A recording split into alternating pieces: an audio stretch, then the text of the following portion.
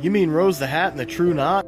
I'm not kidding, Rose the Hat might be one of my favorite Stephen King villains ever. And one of those rare scenarios where the movie did some things better.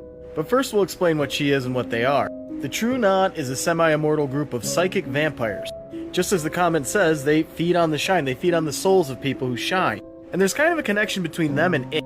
It likes to scare its victims because it makes them taste better. The psychic vampires of the True Knot like to torture their victims so they taste better.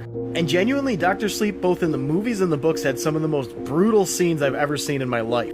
And I'm not going to go into detail on that because this is TikTok. But Rose the Hat, true monster. Now what they feed on I believe they call steam, which is essentially psychic energy, but again, it also seems like they take their victims' souls, so I don't know. Now as for Rose the Hat's ending, and this is where we're going to come into some spoilers, folks. If you haven't read the book, I strongly recommend it, or if you haven't seen the movie, either one honestly.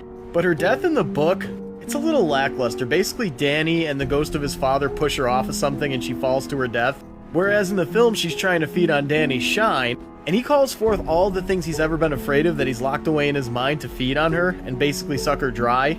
Easily one of the coolest scenes in the history of anything. There's a major difference between the film and the book though. The film goes by the Stanley Kubrick film in which the hotel was still there at the end, whereas in the book version of The Shining it gets blown up and it's actually a campground where they fight. Now as we know, vampires were already in the Stephen King universe if you've ever read Salem's Lot, but strangely enough, these characters are more like vampires than they are. Vampires are a little weird in the Stephen King universe. If you want to know more about them, let me know down in the comments. Vae Victis, save awesome. Seriously, one of the best villains in Stephen King history.